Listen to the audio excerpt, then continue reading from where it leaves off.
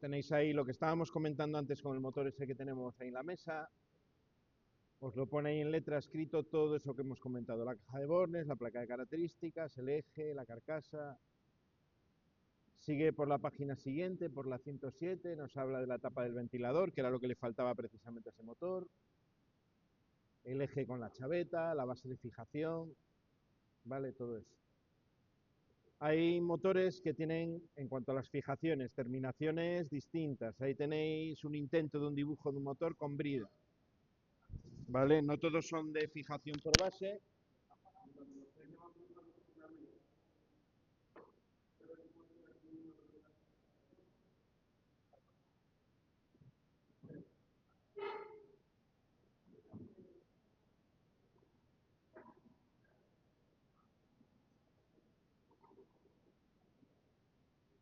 Por ejemplo, este motor de aquí es de fijación por brida. Ves que aquí debajo no tiene nada, de hecho está levantado sobre la tabla y la fijación es frontal. Esto está pensado pues, para encajar ya directamente en otra parte de la máquina, donde tendrá pues, una reductora o bueno, lo que sea. Esto muchas veces es una vertical o puede montarse en lateral, pero vamos a agarrarnos por aquí, por la línea, una superior, exactamente igual. ¿Vale? Este es otro tipo de sujeción diferente al que aparece ahí en la primera imagen, ¿vale? La fijación por brida. En los catálogos os estaba diciendo antes de ir al recreo que muchas veces la distinción de los motores, aparte de por potencias, es por todos esos medios de fijación distintos, para poder adaptarlo a partes de una máquina. Hay muchas veces que hay motores que cuando se estropean se mandan a bobinar por no encontrar motores ya de un sistema de fijación similar o en tamaño. Motores muy antiguos solían ser bastante más grandes para la misma potencia que los que hay ahora. Se ha reducido con los años el tamaño de los motores. Entonces hay veces que por el tema de la fijación se mandan a bobinar cuando están estropeados, pues para volver a usar el mismo motor, por no encontrar uno nuevo que sea equivalente. Vale, para daros una idea de hasta qué punto es importante la fijación del motor. Vale. Tema de simbología ya entrando en temas eléctricos. Los símbolos que utilizamos en los esquemas para los motores, esos de ahí, los vimos ya en el KDSIMU, ¿no? Que hemos hecho algún circuito de fuerza. De los que hay abajo, poner un poco la atención en este de aquí, ¿vale? El motor de rotor bobinado, que es el símbolo que es un poco diferente. En el rotor bobinado es en ese motor donde tenemos accesos, ponía antes los anillos con las escobillas, a las conexiones internas del rotor. Bueno, en el símbolo también se dibuja, y se dibuja de esa manera, ¿vale? Se pone KLM, serían las conexiones del rotor, las que salen de los anillos y de las escobillas, y U1, V1, W1, las conexiones externas, las de la parte fija, las que van en la caja de bornes, ¿vale? Bueno, todas van en la caja de bornes porque al final está sacado de la caja de bornes también, pero bueno, que llevan ese nombre. Sobre todo la diferencia en cuanto al símbolo que tiene dos círculos y KLM, que son las conexiones del rotor, van en el círculo interior, ¿vale? Luego, este símbolo de aquí es el que vamos a utilizar, el que está justo encima. Este es el que vamos a utilizar de manera más generalizada para el motor con rotor en cortocircuito y a veces se le añade, si es relevante, por ejemplo, imaginaos que aquí pone la marca, ¿no? M1, los motores se marcan como M1, M2, pues hay veces que se pone aquí el símbolo de estrella o de triángulo para indicar la conexión que tiene. Esto es cuando el motor tiene una conexión fija. Si voy a modificar en el funcionamiento de las conexiones para hacer, por ejemplo, un arranque estrella-triángulo, lo que utilizaría sería este otro símbolo de aquí. Dibujo las seis conexiones de la caja de bornes para poder, mediante un circuito externo, conmutarlas, ¿no? Como yo quiera. Los devanados que llevan la misma letra, o los bornes que llevan, mejor dicho, la misma letra, son los extremos del mismo devanado. Es decir, internamente, aquí voy a tener una bobina que va a ser U1, U2, voy a tener una tercera bobina, una segunda bobina, perdón, que va a ser V1, V2, y la tercera bobina, la tercera fase del motor, va a ser W1, W2. Normalmente los que acaban en 1 son las entradas y los que acaban en 2 son las salidas. ¿Vale? Lo que hacemos cuando hacíamos la estrella no era ni más ni menos que poner dos placas uniendo las salidas, ¿no? Aunque bueno, en la placa de Bornes no están exactamente así, sino que suelen estar sacados de esta manera. Estos son los 6 bornes del motor. De aquí tengo el U1, por ejemplo. Aquí suele estar el U2. Esto sería el V1. Aquí estaría el V2. Y este es el W1 y aquí estaría el W2. ¿Vale? De tal manera que si quiero hacer una conexión estrella, bueno, os voy a dibujar aquí cómo estarían las bobinas. Estarían así, internamente en el motor. ¿Vale? Si quiero hacer una conexión en estrella, lo que tengo que hacer es, hago aquí dos uniones con dos placas y alimento por aquí. Eso sería la conexión estrella. ¿Vale?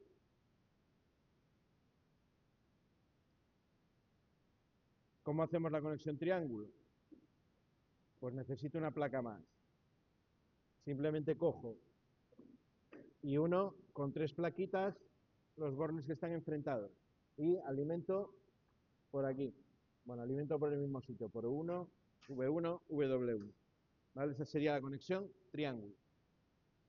Al estar sacados de esa manera, simplemente cambiando las placas de sitio y añadiendo una tercera plaquita, puedo cambiar en la caja de bornes la conexión. ¿Vale?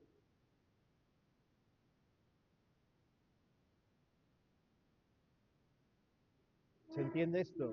Internamente están cruzadas, no están, digamos que los bornes están enfrentados en la caja de bornes, son el principio de una fase y el final de la anterior, siempre. U1 está enfrentado con W2, V1 con U2, W1 con V2, de tal manera que con placas directamente uniendo esos bornes puedo hacer la conexión triángulo. Y bueno, luego este de aquí, que sería la representación del motor monofásico, ¿vale? Esa sería cómo se representa un motor monofásico. Todos llevan un cuarto conductor o un conductor más, que es el de protección, el amarillo-verde, este de aquí, siempre lo vais a tener. La carcasa de los motores tiene que ir unida a tierra, normalmente va unida a tierra, ¿vale? Es una conexión normalmente que se puede hacer en la caja o se puede hacer externamente con lo que es la carcasa del motor.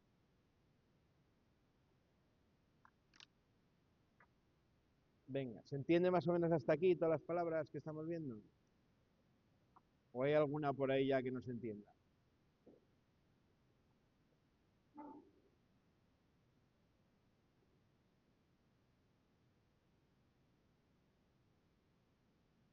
Venga, pues pasamos a ver un primer tipo de motores, de los de corriente alterna, que es el motor monofásico. No lo hice antes en la clasificación, porque constructivamente es muy parecido al motor asíncrono. Estaría dentro de ese tipo de máquina, ¿vale?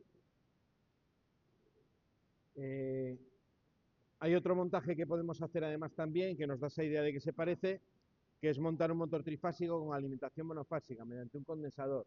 Es algo parecido a lo que vamos a ver constructivamente en el motor monofásico. Motor monofásico es un motor que va a tener en principio dos fases solamente en vez de tres, ¿vale? Internamente va a tener dos bobinas en vez de tres bobinas. Tenemos varios tipos dentro de ese motor, el de fase partida o fase auxiliar, el motor de condensador,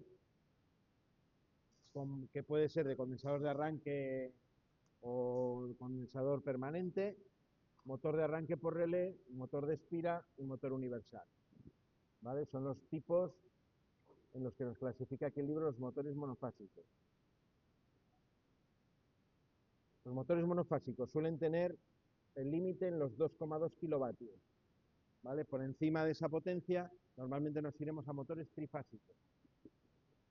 ¿Sabéis por qué o tenéis idea de por qué puede ser? ¿Por qué utilizamos solo monofásica con potencias pequeñas? Esto se puede decir de un motor o se puede decir en general de cualquier carga eléctrica.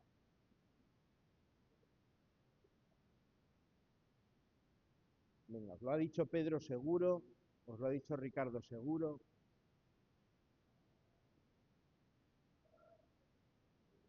Os habrá dicho Ricardo en algún momento que los suministros monofásicos llegan hasta 63 amperios, ¿vale? Por encima de 63 amperios, sí o sí, los suministros que hace la compañía son de trifásica. ¿Por qué está limitada la monofásica a 63 amperios? Si hacemos el cálculo monofásica, pues eso correspondería a una determinada potencia, ¿no? No me acuerdo ahora de memoria, serán 20 y pico kilovatios seguramente o algo así. Vamos a multiplicar 230 por 63, suponiendo que tengo factor de potencia 1, 14.490 vatios. Ese es el límite para una instalación monofásica. Aquí nos está diciendo que en los motores normalmente llegaremos en monofásica hasta 2,2 kilovatios. ¿Por qué creéis que es eso? Una razón con fundamento eléctrico muy clara para que eso sea así. Venga, ¿a quién se le ocurre? Esto se trata de discurrir también, no de aprenderse cosas como un papagayo. De hecho, si le encontráis sentido a lo que veis, va a ser mucho más fácil de recordar.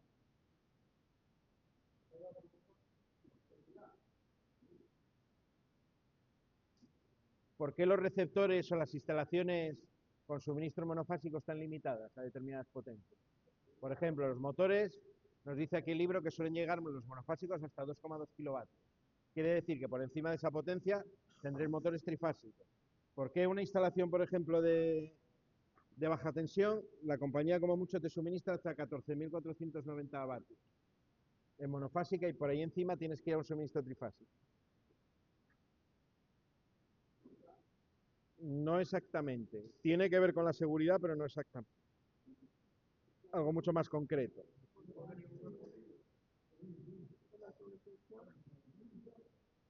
Tampoco tiene que ver con la sobretensión.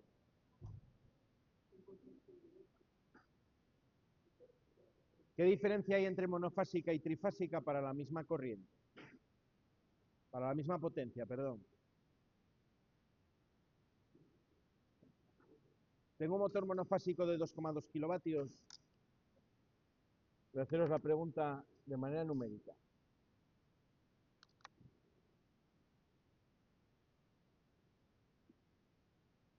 Tengo un motor de 2,2 kilovatios.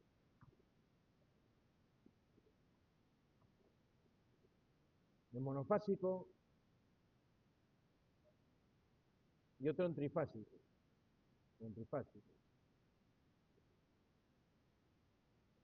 ¿Qué diferencia principal va a haber entre esos dos motores? Desde el punto de vista de las magnitudes eléctricas.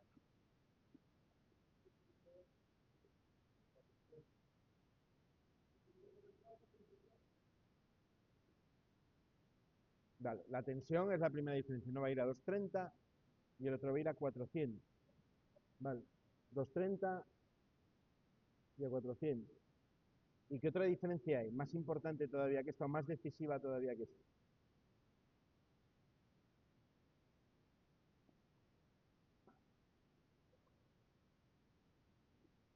Mirad qué pasa si calculamos la intensidad. La intensidad de este primer motor, vamos a poner, por ejemplo, que tienen los dos un coseno de phi de 0,8, ¿vale? Esta sería tensión, perdón, no es tensión. Bueno, voy a borrarlo, si me deja. Sería potencia partido de tensión por coseno de phi. Esto serían 2200 dividido entre 230 por 0,8. Y para el trifásico sería potencia partido de raíz de 3 por tensión por coseno de phi. Las fórmulas que habéis estudiado con Pedro, 2200 partido de 400 por 0,8 y por la raíz de 3, ¿no? Venga, vamos a hacer el numerín. 230 por 0,8, que me da 184. Esto lo invierto A ver si sé hacerlo en esta calculadora. Y lo multiplico por 2200. Me da 11,95 amperios. El primero. El segundo sería raíz de 3, que son unos 73, multiplicado por 400 y multiplicado por 0,8. Lo invierto y lo multiplico por 2200.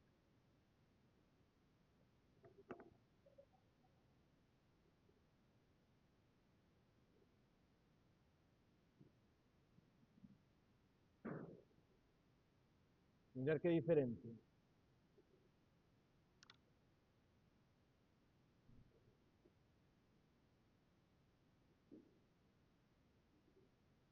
¿Qué diferencia hay, Usini?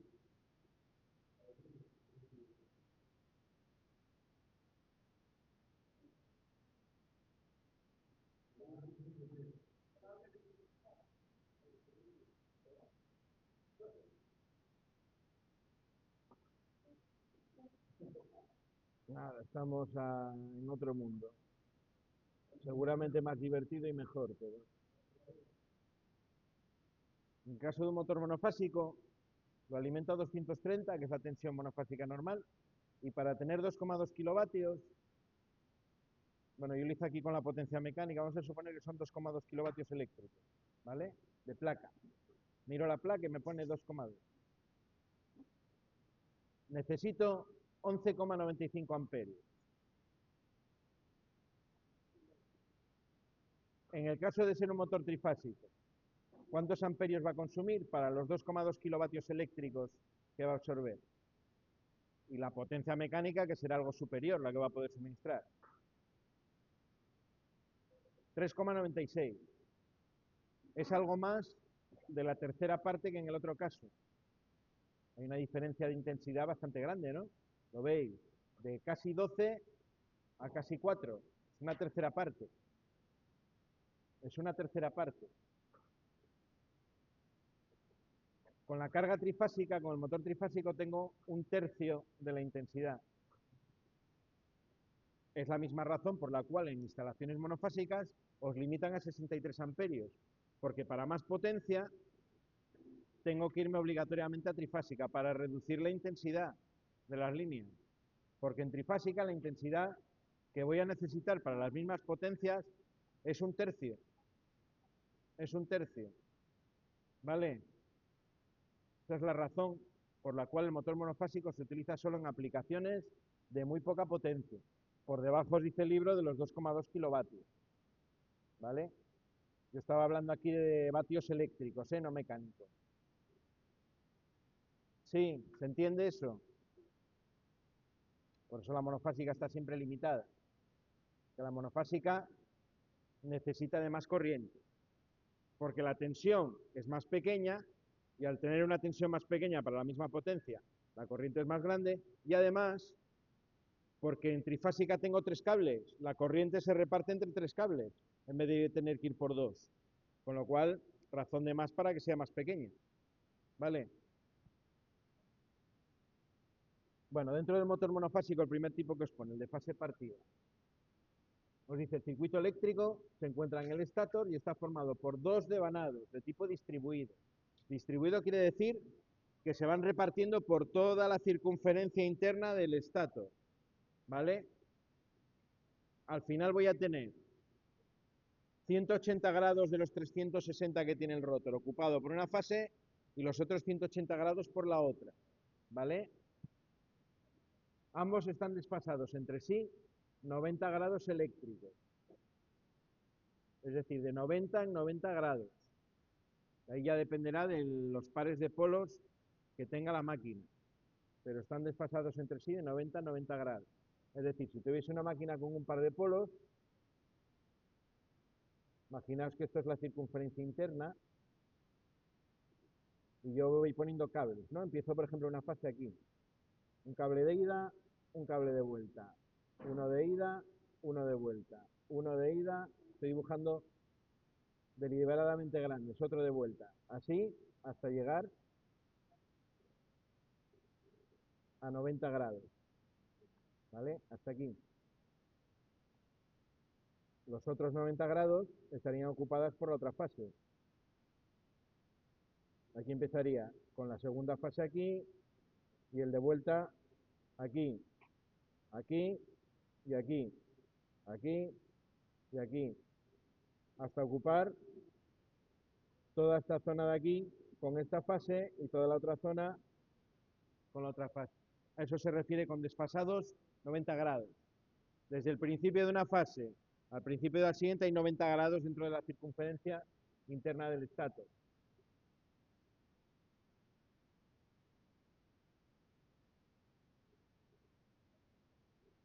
¿Se entiende eso?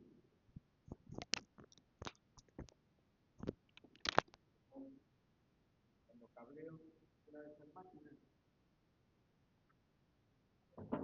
la circunferencia que os estoy poniendo es esta. El cable entra por aquí, pasa por el estator por el otro lado, lo muevo a otra ranura y sale por delante de la otra ranura. ¿Vale? Lo vuelvo a mandar por otra ranura de aquí, pasa por la parte dentro del estator y retorna por otra ranura de aquí. Voy haciendo las uniones que estén por aquí arriba, ¿no? Para no pasar por el medio. Estos cables de aquí. Estos son los tres bobinas que meto. En este caso estamos con motor monofásico, tenemos solo dos.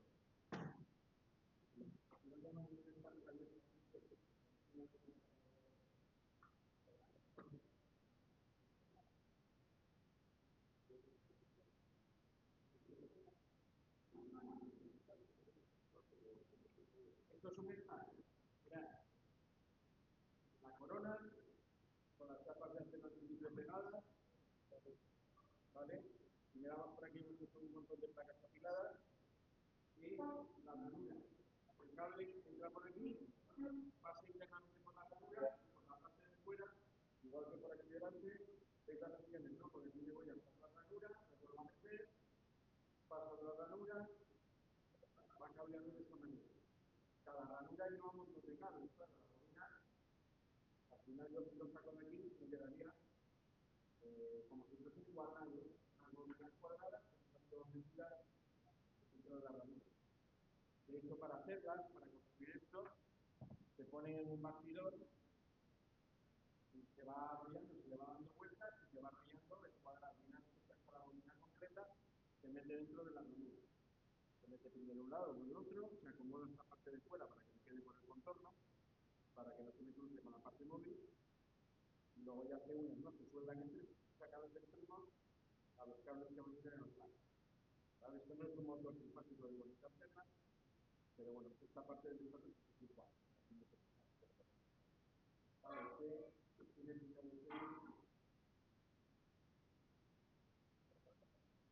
monofásico, precisamente. La mayoría de los volumen, ¿vale? Esto sería la parte del estator con lo que van a. Estaba intentando explicar ahí. En el caso del monofásico, ocuparéis 90 grados por una fase, los 90 grados están enfrente por el retorno de una fase, y en la otra fase lo mismo, los 180 grados que me quedan, de 90 de 10, 90 de vuelta. Es lo que se refiere el libro con los 90 grados de eléctrico. Puedo tener una máquina con dos pares de polos, entonces serían 45 y 45. Daría dos veces la vuelta con cada bobina. Sería 45 y los 45 que están enfrente de vuelta. ¿Vale? Y luego tendría, en vez de dos zonas para cada espacio, tendría cuatro zonas de 45 grados para cada espacio. Os dejo esto para que lo paséis y lo miréis. Hacerlo con cuidado que no cae. ¿Vale? Hacerlo con cuidado que pesa.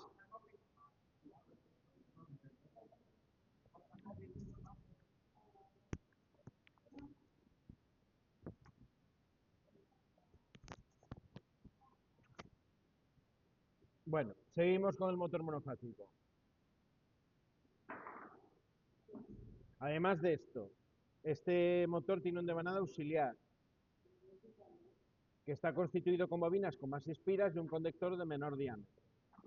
Normalmente esa bobina auxiliar se va a utilizar para el arranque, para facilitar el arranque del motor. Está pensado para trabajar con un solo devanado, el principal, con el que es incapaz de arrancar por sí mismo, por lo cual necesito otro segundo devanado que su función o su funcionamiento va a estar solo ligado al arranque, ¿vale?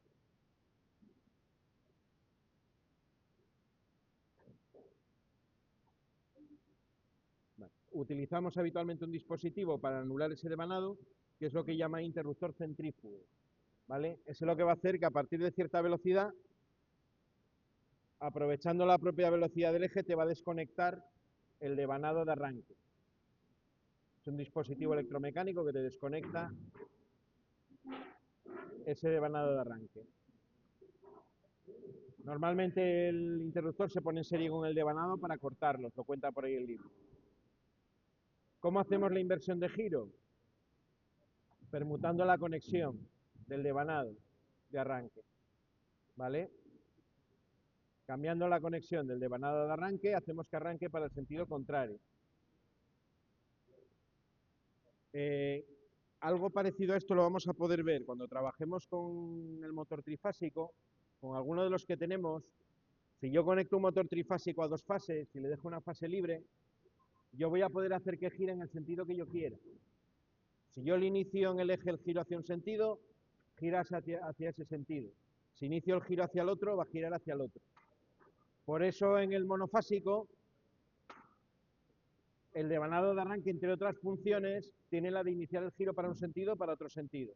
En función de cómo sea el campo magnético que crea el devanado de arranque, arranca hacia izquierda o hacia derecha. Por eso, para cambiar el sentido de giro, simplemente tengo que cambiar la conexión del devanado de arranque. Vale, y os lo representa en la figura del libro, yo creo bastante claro.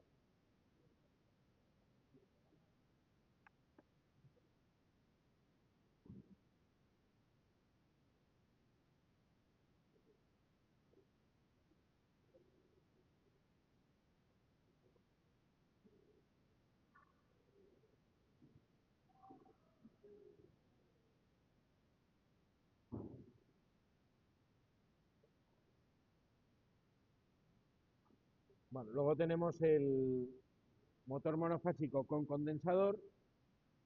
Ahí tenéis alguna foto de cómo son. La característica principal para distinguirlos físicamente, el condensador que va a estar en la parte externa, ¿vale? No sé, con un condensador o con dos.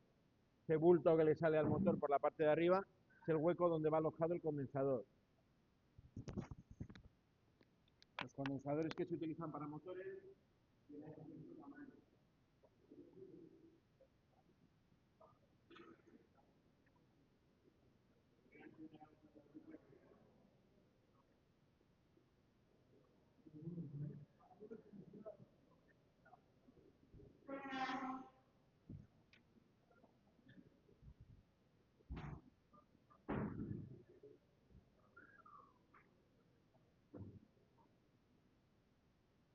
Este es el tipo de condensadores que se utilizan con los motores o para convertir motores trifásicos. Es un condensador de 10 litros para.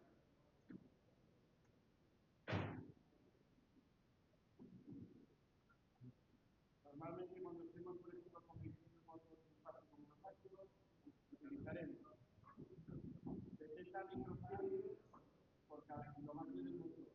Es decir, si tengo un motor de 2 kilovatios, 140 microfarads. Este es pequeñito porque es solo de 10. ¿Vale? Los mismos tipos de condensadores se utilizan también para alumbrado, para convertir lámparas de descarga de estos grandes, en realidad no se utilizan muchos, solo en algunas lugares industriales que están utilizando, como se pero se utilizaban este tipo de condensadores. ¿Vale? Son condensadores pensados para alternas, no son como estos de electrónica que tienen polaridad, que tienen polaridad. Están pensados para trabajar en 725 voltios, que se pueden trabajar en simpática también. Un condensador simple tiene dos parámetros fundamentales. La tensión a la cual puede trabajar. Si le meto más tensión a un condensador de la que puede, lo reviento, explota. Y la capacidad que se caracteriza típica del condensador. Al final de la vida de la Este no lo voy a pasar porque algún gracioso ya lo meterá en el YouTube, lo cargará y empezará a jugar con él. Entonces, este ya lo veréis cuando toque.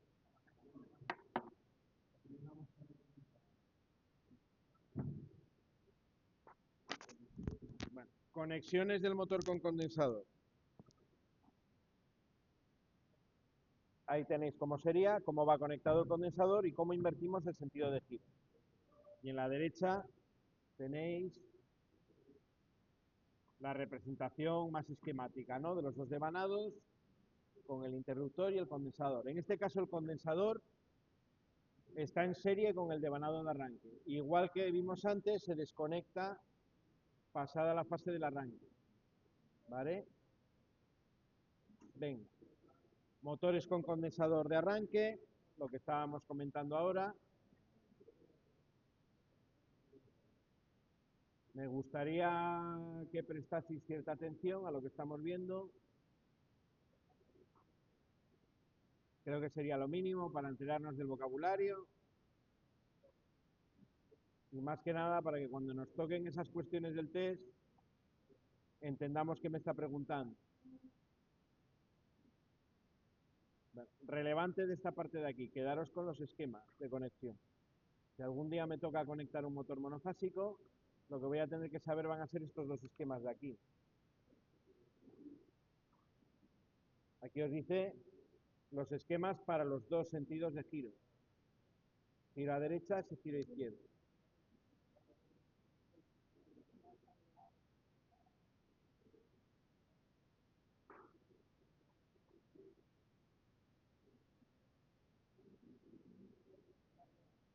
Bueno, luego tengo el motor con condensador permanente, que en este caso tiene dos condensadores. Este que aparecía en la figura que tenía dos jorobas, sería ese caso de ahí, ¿no? Un condensador está funcionando permanentemente y el otro solo en el arranque. Seguimos teniendo el interruptor centrífugo para quitar el del arranque y el otro está en paralelo. Y luego tengo el caso de que el condensador sea permanente, donde está todo el rato en el arranque y en el funcionamiento permanente.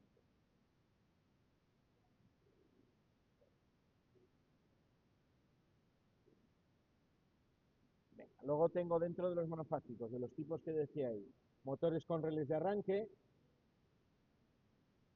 En este caso sustituiría el interruptor centrífugo por un relé, que es el que me realiza la desconexión del devanado del arranque. Es lo que os voy a contar ahí. Arranque con relé de corriente, lo mismo pero mediante electrónica con un relé estático, ¿vale? Que es la figura que tenéis ahí, el relé de arranque de JCM Controls, ¿no? Ese que tenéis ahí.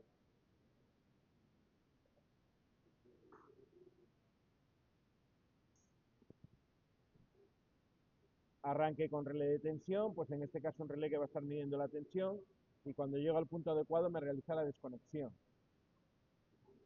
Lo mismo. Esto es para la cosa práctica vuestra de conexión-desconexión, son muy fáciles porque básicamente es llevarle fase y neutro, ¿no? Internamente lo que es el interruptor centrífugo y el devanado de arranque debería de estar conectado ya. Ahí tenéis los esquemas para los dos anteriores. Al final lo que cambian respecto al del interruptor centrífugo es en la manera en la que desconecto el devanado del arranque.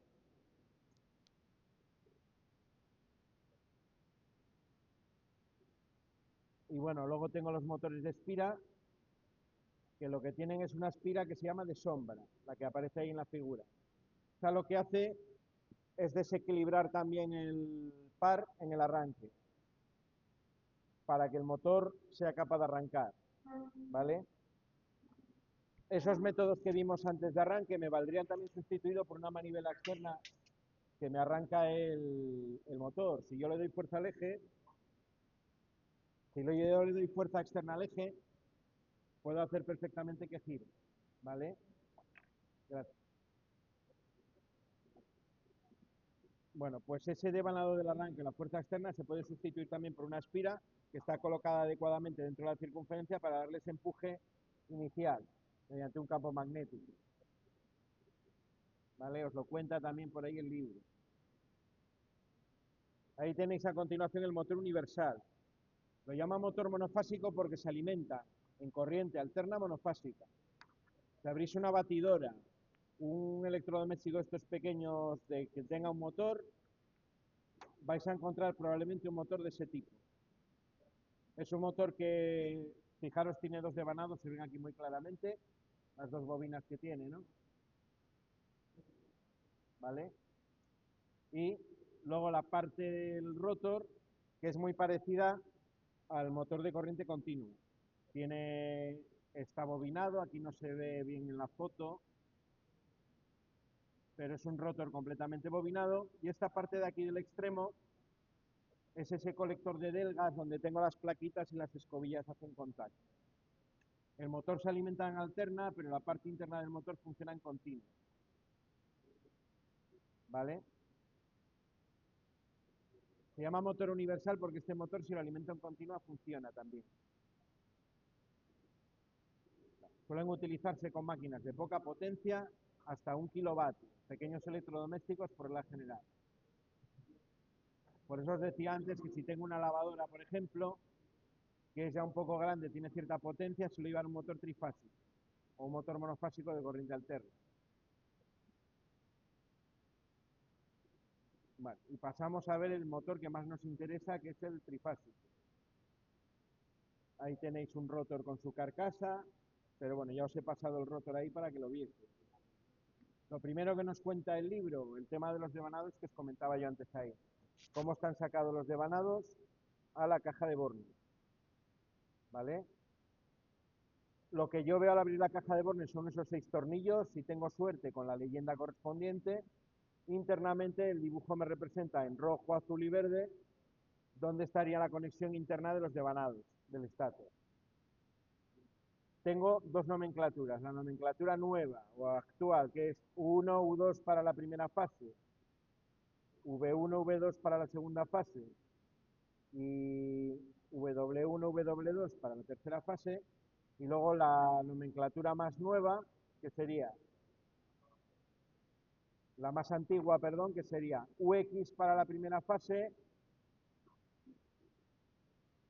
VY para la segunda fase y WZ para la tercera fase, ¿vale? De las dos maneras os lo podéis encontrar según cuánto sea la antigüedad del motor. Conviene saber las dos, por si acaso.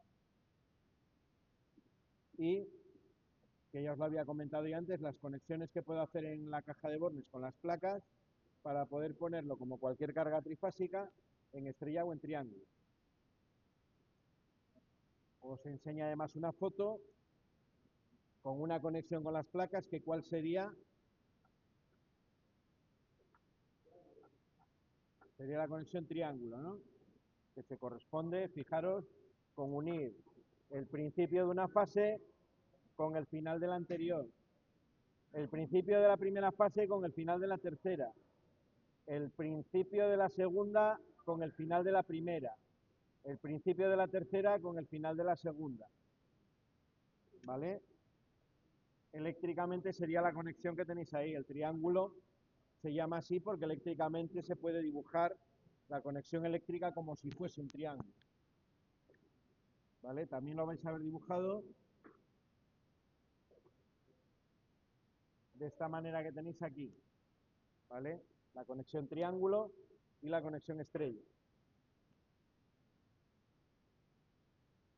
¿Qué diferencia hay en corriente alterna trifásica de conectar una carga en estrella a conectarla en triángulo? ¿Cuál es la principal diferencia? El voltaje. Es el voltaje.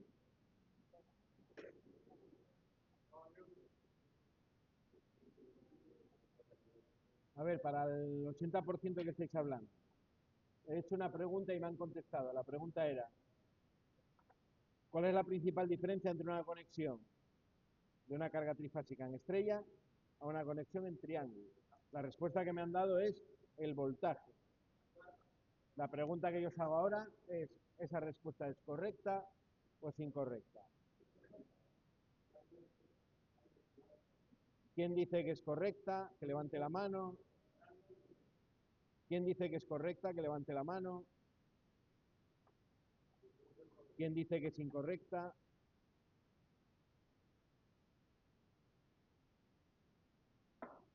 Pues es correcta. La principal diferencia de conectar una carga en estrella en triángulo es el voltaje que le va a llegar a cada una de las fases de la carga. Más, lo tenéis ya dibujado en la figura que os estoy proyectando ahí. Cuando tengo una estrella, bueno, primero, previo a eso, en una alimentación trifásica,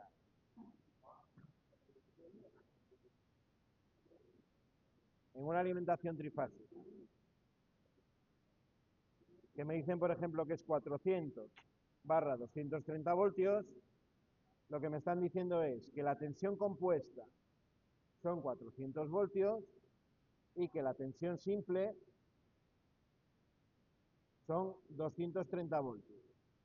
¿Vale? ¿Qué es la tensión compuesta? La tensión que mido entre línea 1 y línea 2, entre línea 2 y línea 3, entre línea 3 y línea 1. Es decir, la tensión entre línea, esa siempre es la más alta, los 400 voltios. ¿Cuál es la tensión de 230? La que puedo medir entre fase o entre línea y neutro. Cuando yo llego, si recordáis, una centralización de contadores, me llega una cometida trifásica con las tres fases y el neutro, me va al embarrado pasando por el interruptor general, por el interruptor de maniobra, me pasa el embarrado y en el embarrado tengo las tres fases y el neutro, 4 barras de cobre. Para las viviendas saco una conexión de una barra de fase y una conexión de la barra del neutro. Cojo fase y neutro y tengo 230 voltios, que es lo que me llega a la vivienda. Bueno, pues pasa que cuando yo tengo una carga trifásica, si la conecto en estrella, es lo mismo que si conectase cada fase de la carga entre línea de alimentación y el neutro.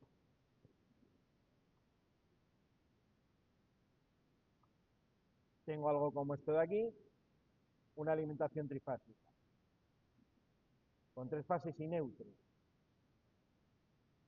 Vamos a diferenciar el color del neutro. ¿Vale? Y aquí tengo mi carga trifásica.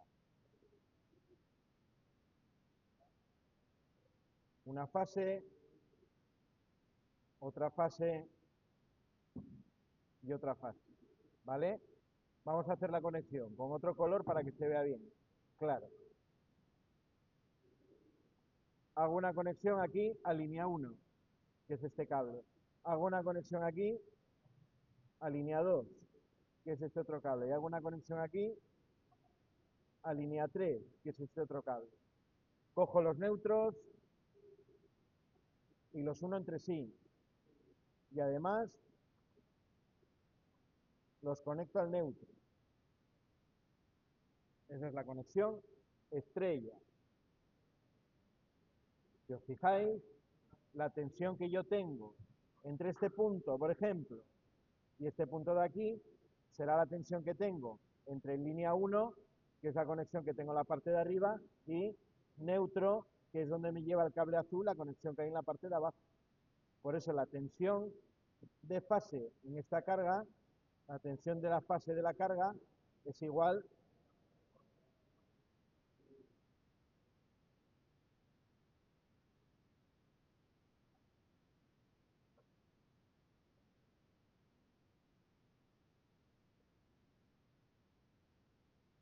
Esto un electricista lo necesita saber, ¿eh? De verdad.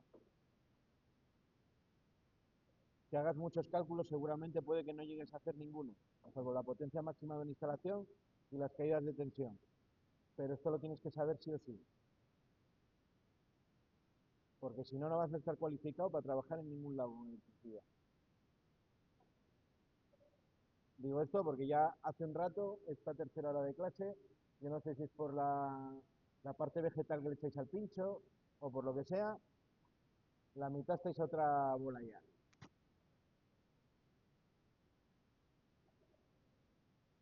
Así que os recomiendo que atendáis por vuestro interés, ¿eh? A mí me da igual porque yo esto ya os digo que ya me lo sé de sobra. Tensión de fase que le llega a la carga. Esta tensión de aquí es igual a la tensión simple de la alimentación, es decir, 230 voltios. ¿Vale? Recordar que en la alimentación tengo la relación de que la tensión simple es igual a la tensión compuesta dividido entre raíz de 3. Es decir, 400 entre raíz de 3 que sale aproximadamente los 230 voltios, ¿vale? Digo aproximadamente porque si hacéis la cuenta exacta, sale 231, ¿vale? Eso es una carga en estrella. Cuando tengo un sistema equilibrado, como es el caso del motor, yo puedo eliminar esta conexión del neutro y es exactamente igual. El potencial eléctrico que voy a tener en este punto de aquí van a ser 0 voltios. ¿Vale? ¿Alguien sabe por qué? Es una pregunta más difícil. ¿Alguien sabe por qué no necesito el neutro? Está equilibrado, ya te lo dije yo de salida, pero ¿por qué cuando está equilibrado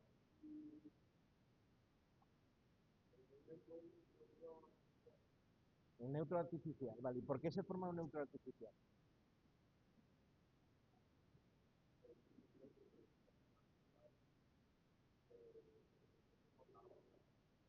Por las ondas, sí. Si yo dibujo las ondas, serían algo así. Esto está dibujado a mano alzada y mal. Si lo hacéis en un papel milimetrado con la calculadora vais sacando puntos, dibujáis las ondas curiosas, en cualquier punto que suméis las tres ondas, la suma os va a dar cero. Cualquier punto que suméis las tres ondas os van a dar cero. Es decir, esas tensiones en el centro de la estrella se van a anular. Van a dar como resultado un potencial siempre cero. ¿Vale? Y con las corrientes pasa exactamente lo mismo. Con las corrientes pasa exactamente lo mismo. Se anula.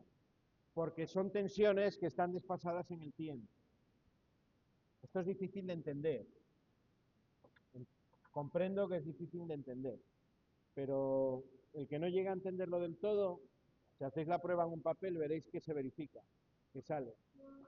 Si pienso las ondas como vectores, que es de la otra manera que os estarán diciendo en el módulo de electrotecnia, es casi más fácil de ver, porque los vectores que me representan esas ondas serían tres vectores desfasados 120 grados, ¿vale? Yo si dibujo tres vectores iguales, desfasados 120 grados,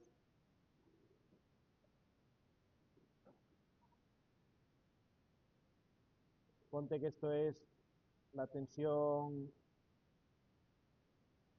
de la primera fase entre fase y neutro, esta sea la segunda, esta de aquí la segunda y esta de aquí la tercera. ¿Qué pasa si yo sumo esos tres vectores? Para sumar los vectores, trazo una paralela por el extremo de uno al otro. Por el extremo de este, una paralela al otro. Me va a dar como resultado este vector de aquí. Si yo ahora sumo los dos que me han quedado, este con este de aquí tienen la misma dirección, sentidos contrarios y el mismo módulo, a la misma medida, la suma de los dos sería 0. ¿Vale? La suma de esos tres vectores sería 0. Bueno, visto con la sonda o visto con los vectores, cuando yo tengo una estrella, como esta de aquí, el neutro, si está equilibrada, sí está equilibrada, el neutro lo puedo prescindir de él. El motor trifásico es exactamente una carga como esta de aquí. Venga, está aquí.